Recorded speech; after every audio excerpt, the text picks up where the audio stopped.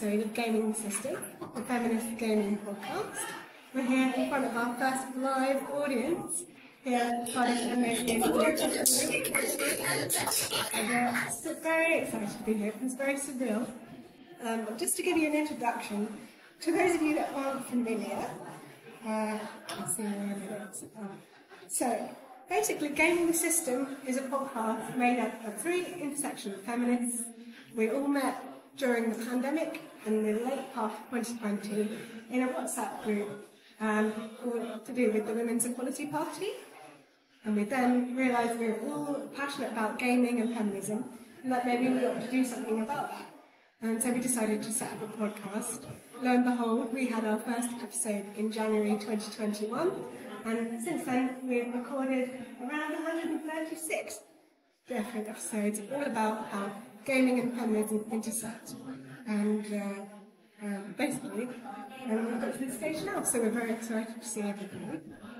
And our tagline of our podcast is basically, we explore gaming through a feminist lens, which takes many different forms, really. So what we're going to do today is just talk about how gaming is a feminist issue and why, essentially. So to start with introductions, I guess to settle us all in, I want to ask you, I should introduce ourselves actually, otherwise you won't know who we are. My name's Alex, and this is Matt, and this is Jan. And we can all give little introductions. I guess I've been a gamer since early childhood, probably about the age of 5 or 6. For any 90s children in there, you know, that's peak time for the birth of PlayStation. I've dabbled in PC games, dabbled in Nintendo, but my heart is with PlayStation, and that is where I do most of my gaming nowadays. Would you like to just give us your gaming sort of history? Hi everyone, my name's Matt. I've been playing since probably I was 4 years old with Hercules on PlayStation 1. Since then it's been a nearly 30-year love affair with PlayStation. Dabbling, I'm considering buying a really expensive new laptop so that I can play Starfield, so I don't have to buy an Xbox. Because yes, I'm working on my product of Xbox. Top 3 games at the moment, I think. Hitman, Agent 47 is my hero. I aspire to be like him in my life.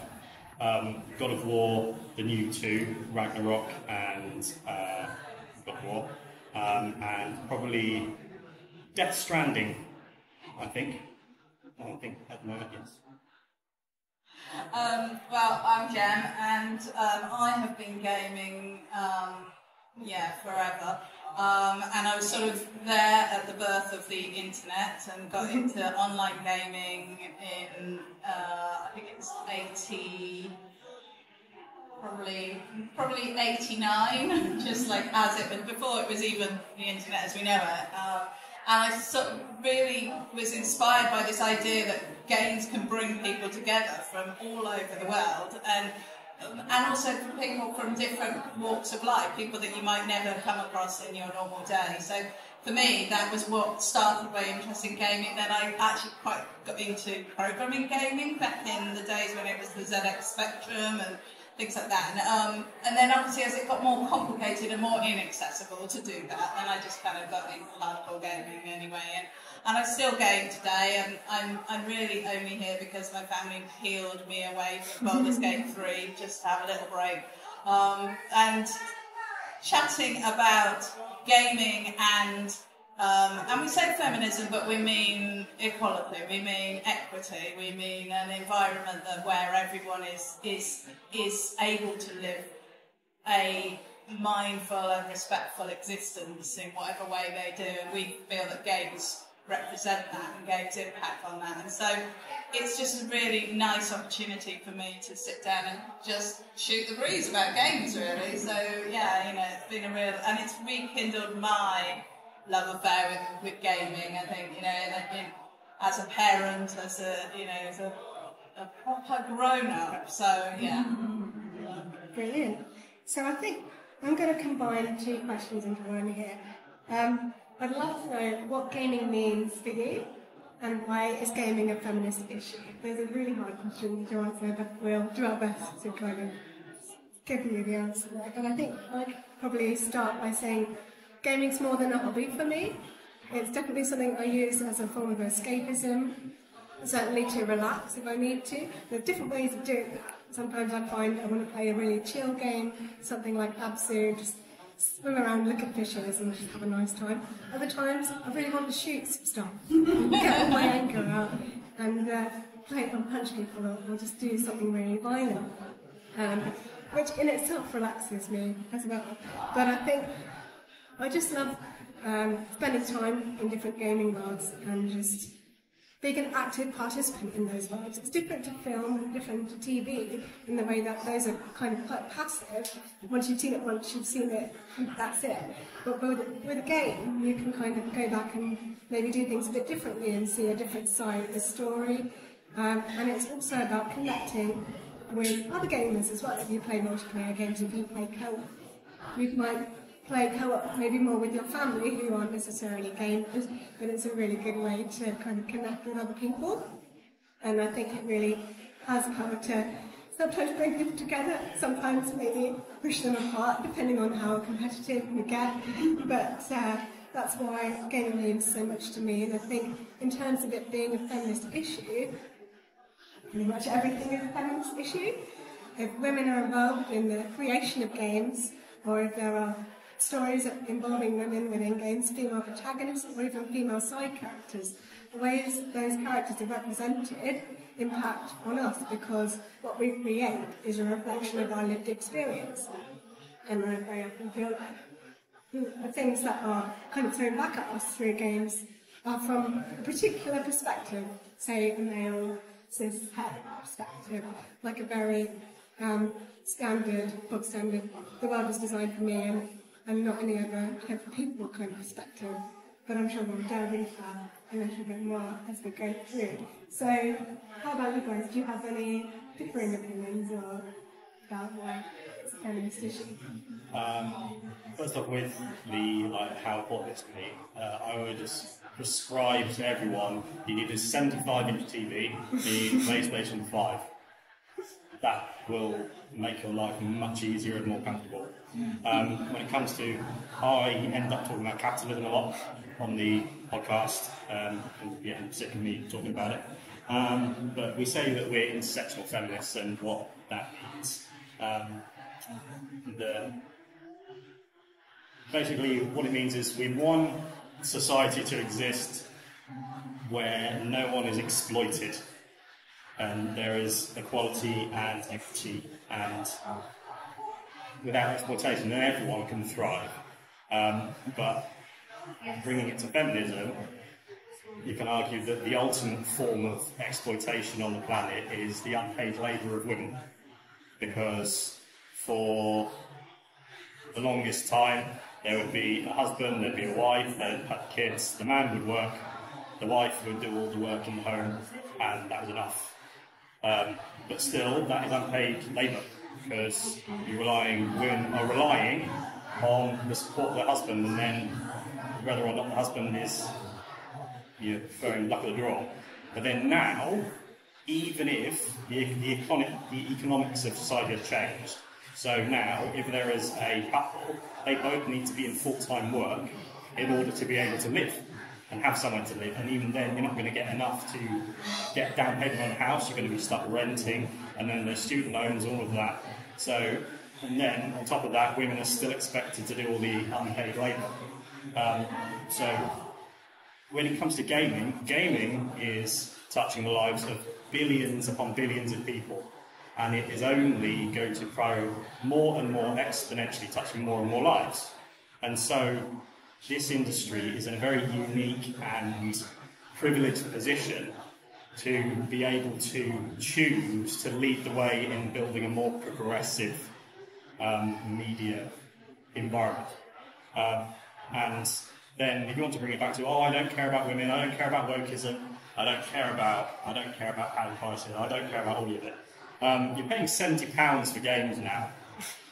And if it's going to be the same, as Alex coined, muscly, shooty man guy, getting forced, you're paying £70 for diminishing returns. Yeah. So, yeah, that's my.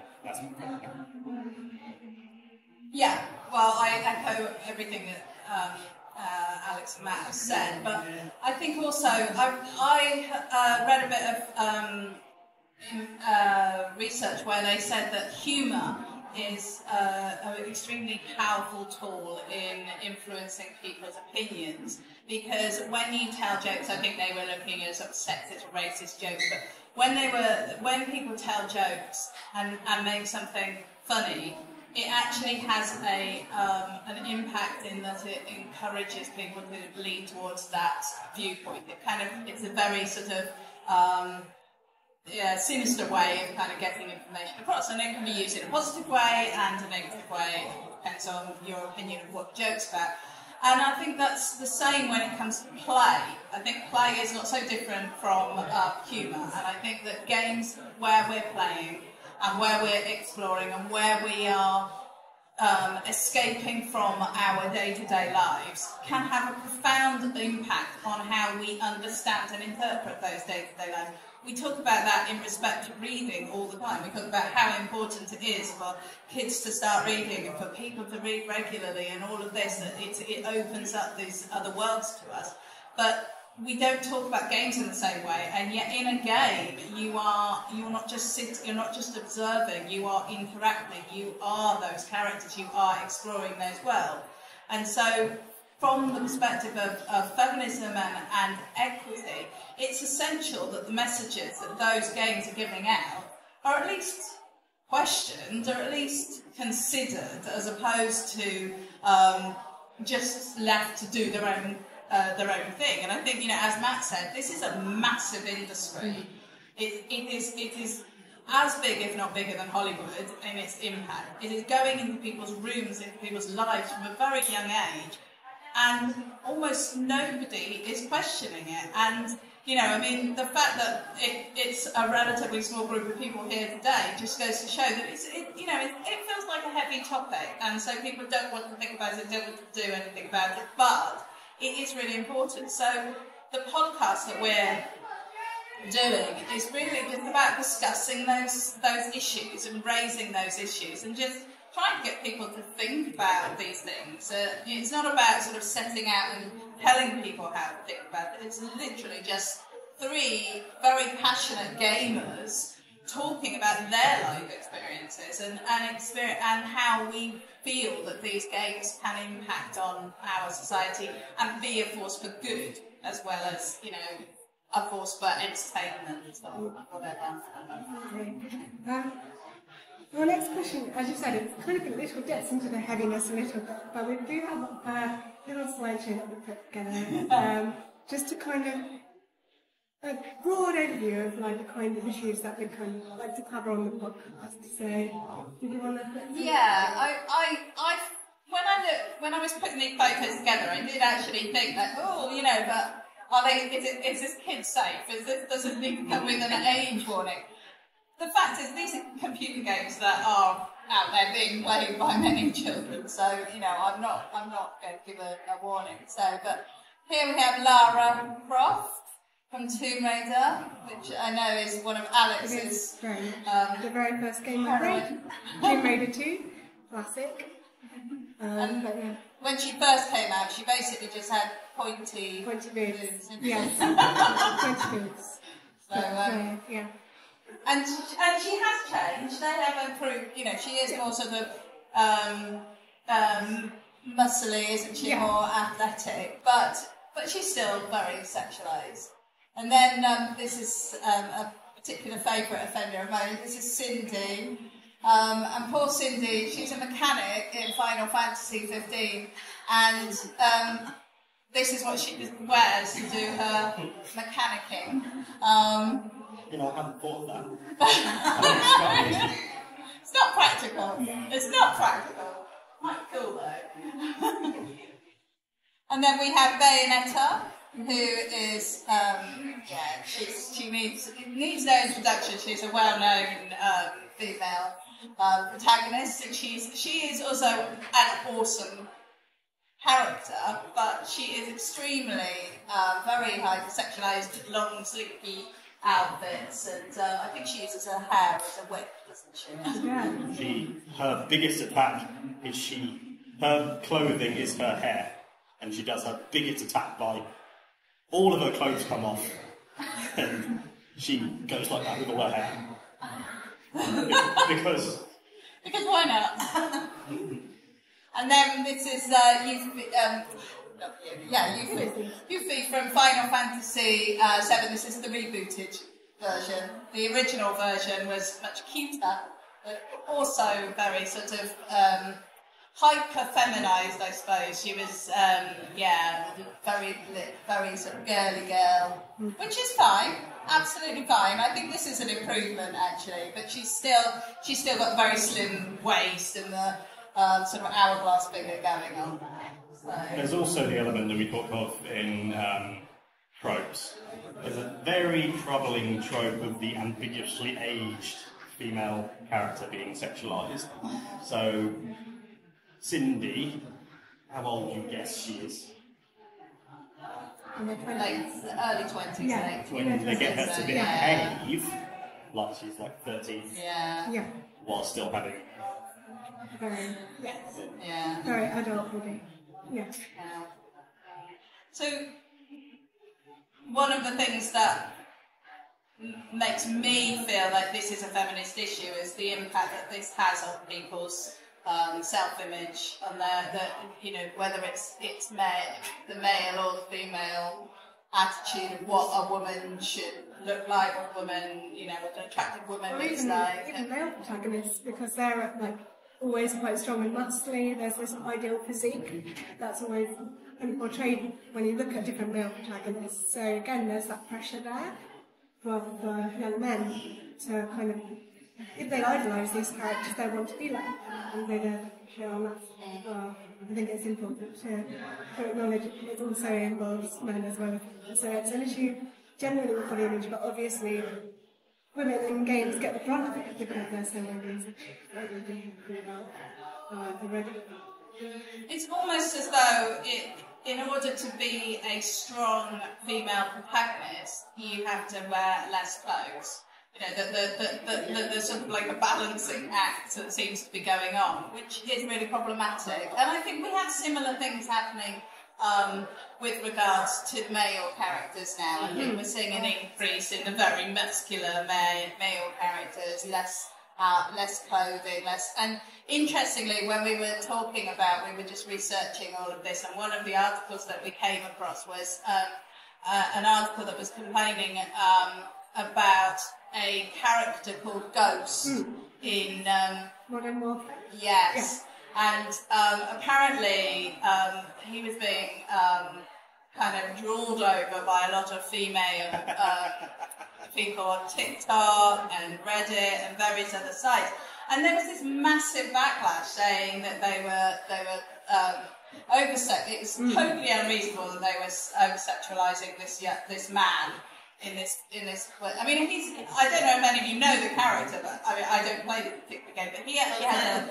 he's here. I've seen him walking around here, but he's got not the actual. But, yeah, he's got a mask on, hasn't he? A skull mask. He's wearing all combat gear, lots of guns. I mean, you don't see him, so he's not in a state of undress, and yet he was being drawn over.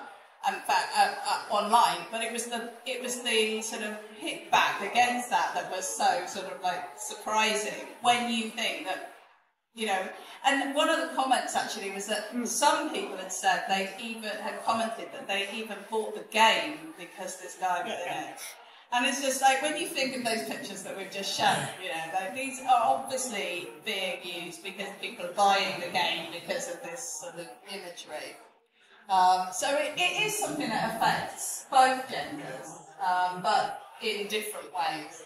And this last slide just shows the video game protagonist by gender up until 2020. So this shows how it's changed over time. And what you can see relatively easily is that female protagonists are a really small percentage of game protagonists, just 18% in 2020. Now, there are quite a lot where you can choose, and that's great. That's actually what we would like to move towards. But I think it's also interesting and important to note that there are very few non-binary out there. Indeed, yeah. I think that just kind of cements the kinds of people that work in games.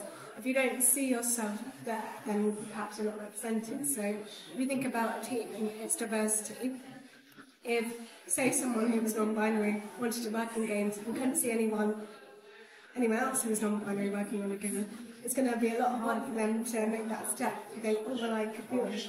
I certainly know myself as a disabled woman, seeing other disabled women in places of influence, but in different jobs and different things, I'm like, oh, maybe I could do that. If I see someone else in a similar situation, it gives me the confidence to think, well, actually, maybe it's not impossible. There's not too many barriers in my way. But so I think that having a diverse team is really important in creating diverse depictions of different video game characters, essentially. So the more diverse your team is, the more diverse your game will reflect, if that makes sense. And that's kind of hopefully what we're looking for more in the future.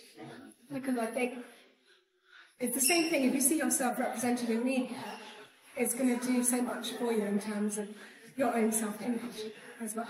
If that character is portrayed positively, and not like a token character or a side character or just a character that has no depth, then it's going to mean so much more to you in terms of the way you process what you do. And again, coming back to why diversity is worthwhile even for people who don't like feminism or wokeism or all the other positivisms, is that a group of three white men can only, middle class, heterosexual white men, can only come up with so many varied ideas. Whereas if we got everyone in this room and asked them to tell a story each, yeah, we're not going to do that. Then we would have 20 unique different stories, and then that guarantees more creativity, guarantees more unique content, guarantees more just creativity that is worth paying £70 for. Yeah. So, yeah. Not just the same story over and No, or doing it for diversity's sake. It's just better for everything. In terms of how we see sexism, racism, capitalism, and ableism, how does that show up in the games that we play? Well, for me, I think one of the ways that it shows up is this sort of a hypersexualization of female characters and sort of reinforcement of classic gender and social roles, which we see happening all the time. Now, I do just want to say, I'm not saying that we should not have sexy characters or that we shouldn't have sexy outfits. I have to own that I am the person who will go and spend quite a lot of time making my characters look lovely and wearing the right clothes and all of that, because that's part of the thing that's fun. It's like having one of those dolls that you just stuff dresses into, the paper ones. I'm showing my age now. But yeah, so we're not saying that that's the issue. It's more about how that's presented and how that balances everything out. So for me, we see a lot of the real world inequalities recreated within the game world, and I view this as a cyclic issue. So the more we see it, the more it happens and the more we see it. And I think that we're seeing an increase in Hollywood and games companies now recognising that there is an audience for female protagonists who, aren't stunningly beautiful or very sexy. And there's, in the same way that there is an audience for black protagonists and, people with disabilities, there's a whole gamut of people out there who want to see themselves represented in the games they play and the films that they watch. And I know for me that I much prefer to play a female character in a game because that's how I can identify with the game that I'm playing. And I have tried to play male characters and I've always found a barrier. And I know that's not the case for everyone, but I think it's really important to have those options, to be able to make those choices. Yeah, I think definitely in terms of talking about different barriers within gaming, obviously we talked about the lack of representation. There's also the barrier of cost. We talked about how much games cost nowadays, but also when we think about games as a product, they're designed not just to be a one-off purchase anymore. They've got DLC, they've got microtransactions, they're constantly pushing. We'll take some more money from you because it's designed to be a never-ending loop of gaming, a never-ending product that keeps going and keeps pulling us in and wanting us to spend our money. So again, it's a socio-economic barrier, if you like. So those with less money will have less access to games. The cost of gaming, especially when you think about, you can't just buy a disc and play it, you have to have the internet. So again, that's another cost. If you're paying for the internet to be able to play all the games, if you want to play a multiplayer game, you might have to subscribe to PlayStation Plus, for example, to be able to chat with your friends. That's another cost. There's all these costs that mount up and mount up. So there's definitely that financial barrier, and also in terms of when we think about ableism, who are we excluding from gaming the way it is right now? How accessible is gaming? When you think about accessible hardware, I have a really hard time sometimes with certain controllers, the way they're mapped out.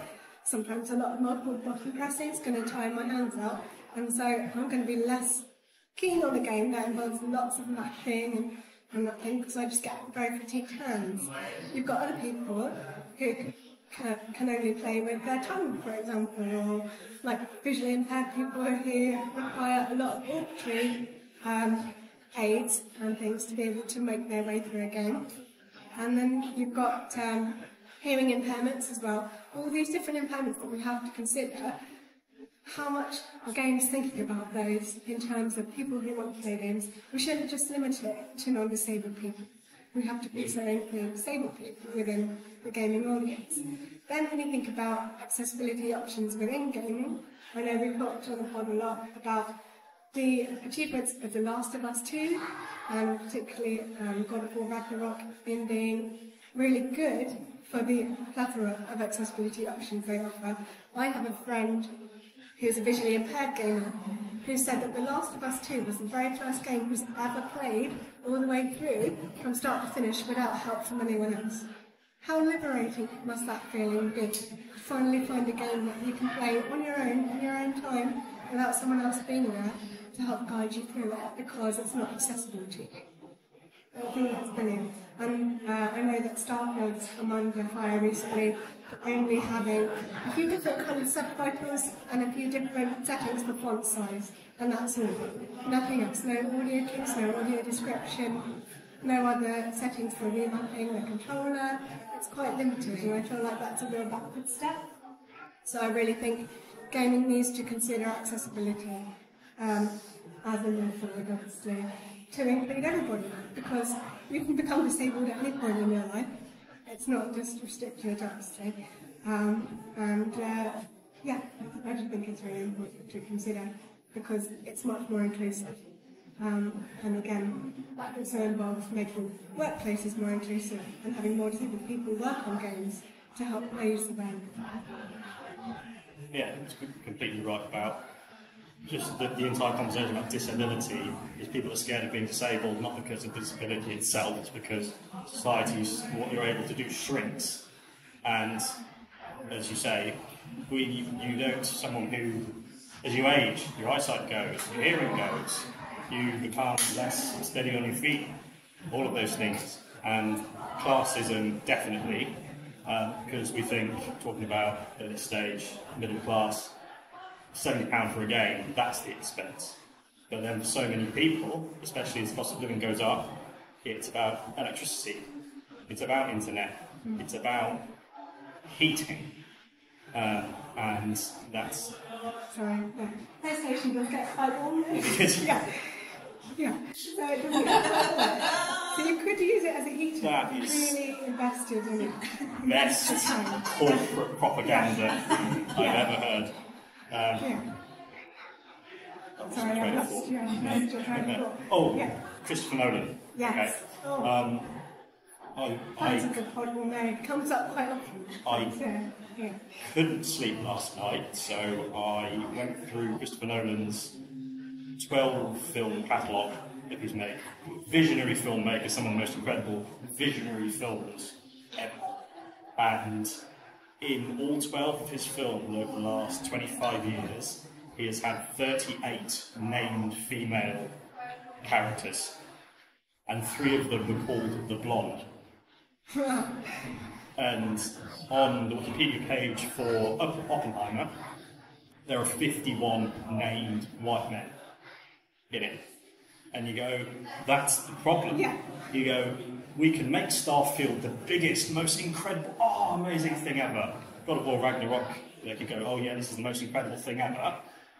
But then, because you've got that very small selection of people, they can be incredibly visionary in one way and not be able to change the size of the subtitle in another way. Yeah.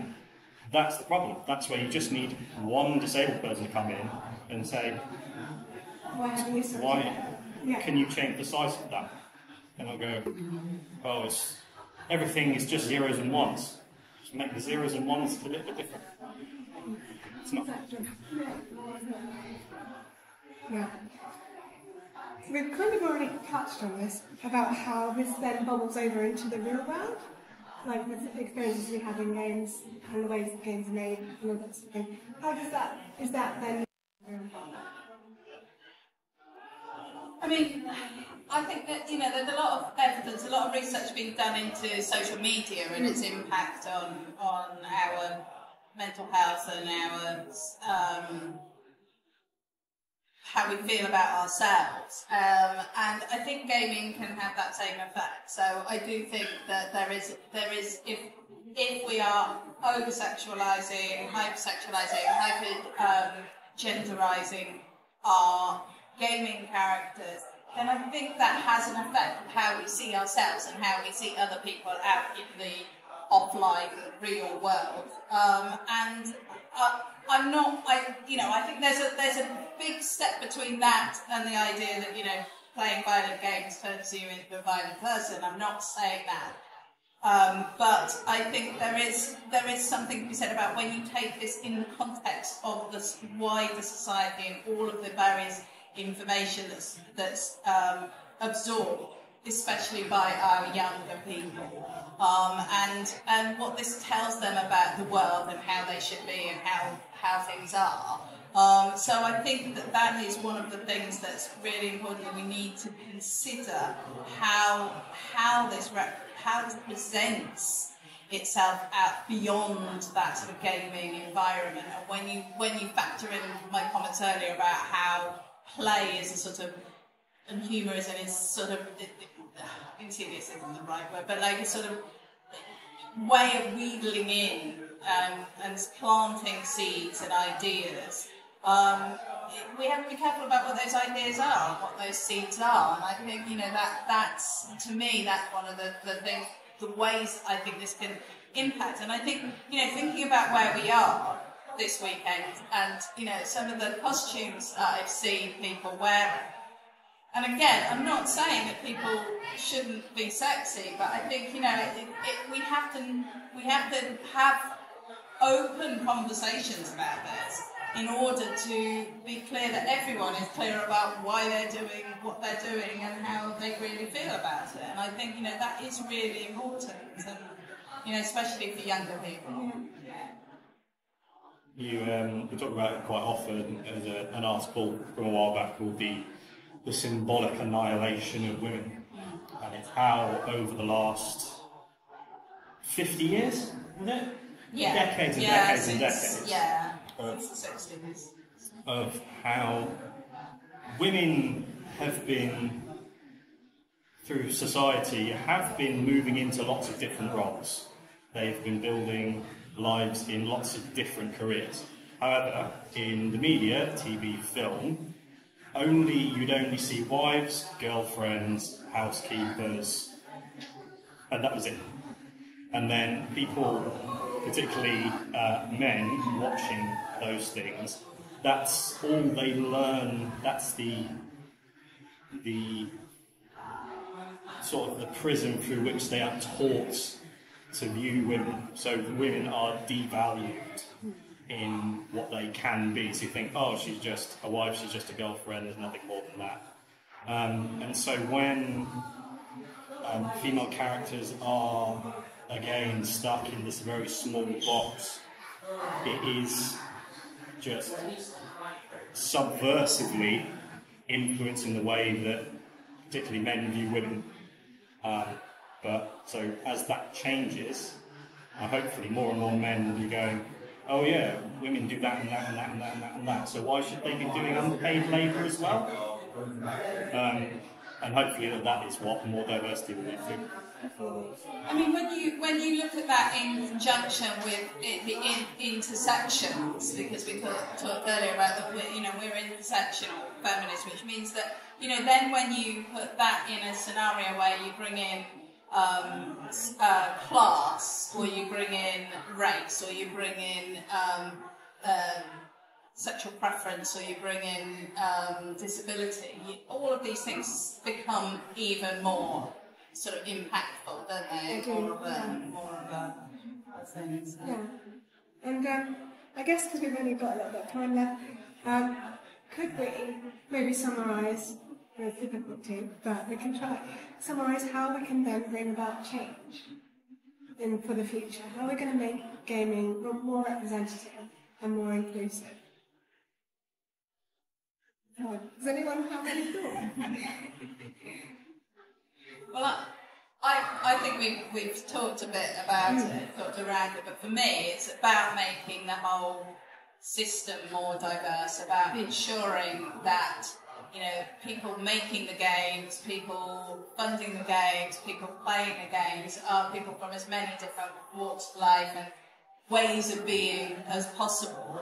And that isn't something you could just do overnight, but it is something you could do by bringing in more accessible game controls, or by just adding another character image graphic, by just thinking about what can we do that will make this game more accessible to everybody, and rather than designing games for young white men, it is now the case that almost 50% of gamers are female. So that's not their target audience anymore, and I do think that they are beginning to recognise that. But I do also think that there's this constant pushback because we exist in this sort of zero-sum world where if more women and more people of colour get into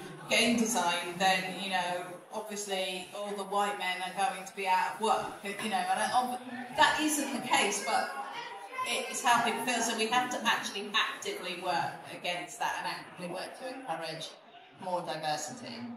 More diversity. That's my solution to all the world's problems. My perspective on it has been, again, leading by capitalism. Union organising is the most likely way to win anything against in the battle of capitalism, because all they have is numbers, all we have is numbers, and watching the strikes in America, the Hollywood strikes, more and more areas of lots of different industries are going, oh yeah, we're all being exploited by this system, and if we work together and go no more, then we can start working on making things better for everyone. Because if the people in the studio are being exploited by their employers, then nothing is going to change. Nothing ever changes from the top down, because people at the top are happy where they are. The status quo works. It's got to happen from the middle outwards or the bottom up. And I think More video game studios are joining the SAG-AFTRA strikes in America, and I hope all of them do. And that's what I think is the strategy to get where we want to be. My brain stopped working, so I think I'll just say, if we can do something like Barbie has done for cinema, and do that in gaming, that would be amazing. Just take the Barbie formula. Say no to the patriarchy. Oh, just remember one thing. Yeah. Caroline, one of our founding members, Yeah. had the idea for a fair trade organisation for game development. Yeah. That's the best idea I've ever heard. Because imagine, just why isn't that the perfect idea? Yeah. Yeah. And on that note, I think we'll open up the floor to any questions if anyone has any. If not, you can come and talk to us afterwards. Have chat. Or you can scan our QR code and follow us on various social media. So it's We just have an ping on the episode door. more or less every Thursday if you guys want to listen, or you can watch on YouTube. We're on most podcast platforms. And yeah, we've got hundreds of episodes back catalogue for you to go listen to. Really. And if you really like us, we've got a Patreon, patreon.com/gaming assistant. If you want to chip us off, we've got a couple of fun. We roasted Avatar on it. That was I really a lot. enjoyed it. I watched it because of what you guys said about it. Yeah, thank you very much, everybody, for coming in and having a listen. We really appreciate seeing everyone here. Great. Thank you very much.